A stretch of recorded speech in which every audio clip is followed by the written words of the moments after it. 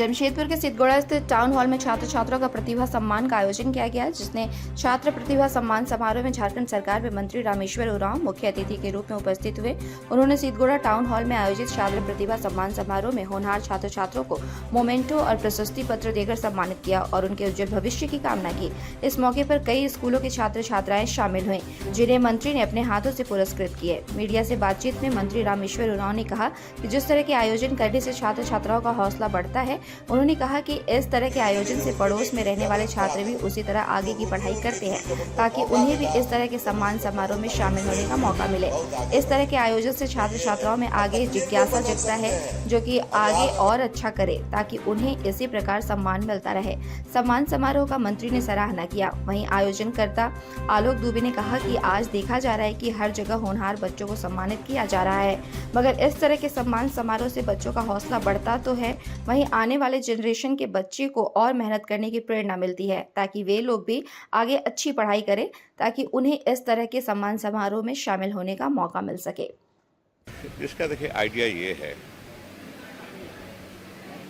कि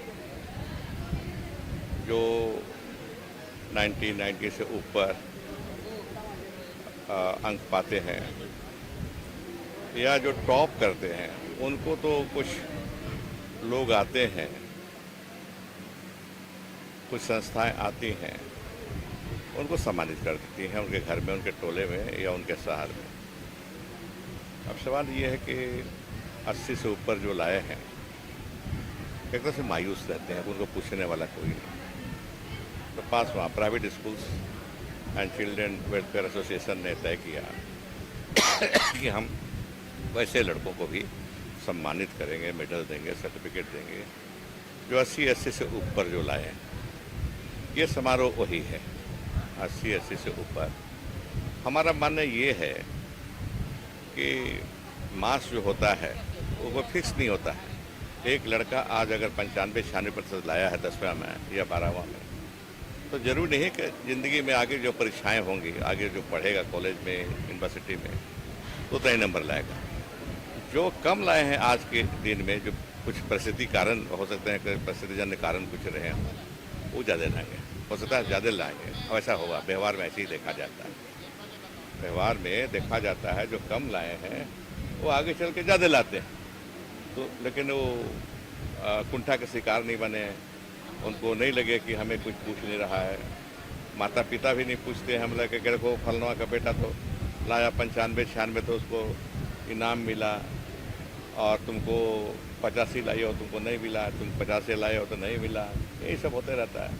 तो हम लोगों ने तय किया, मैं भी उस संस्था से जुड़ा हुआ हूँ पासवा से, कि नहीं, हम 80 से ऊपर एक बेंच मार्क रखें, 80 से ऊपर जितने को आएंगे उनको हम सम्मानित करें।